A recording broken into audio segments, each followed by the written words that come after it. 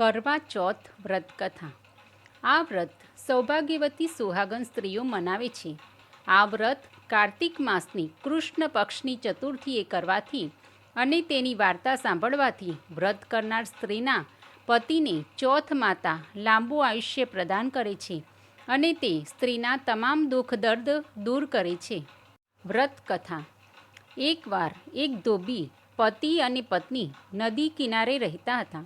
એક દિવસે ધોબી જ્યારે નદી કિનારે કપડાં ધોઈ રહ્યો હતો ત્યારે નદીમાં રહેલ મગરે તેના ઉપર હુમલો કર્યો અને ધોબીનો પગ મગરે પકડી લીધો.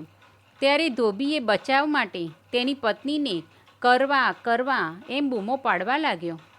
જ્યારે તેની પત્નીએ પતિને સંકટમાં જોયો ત્યારે તેણે એક સૂતરના દોરામાં મગરને બાંધી દીધો અને તેના સતીત્વના પ્રતાપે મગરને યમરાજ પાસે લઈ ગઈ અને યમરાજને પ્રાર્થના કરી કે હે યમદેવ, આ મગરે મારા પતિ ઉપર હુમલો કર્યો છે તો આપ તેને કઠોર દંડ આપો અને જો આપ એવું નહીં કરો તો હું આપને શ્રાપ આપીશ.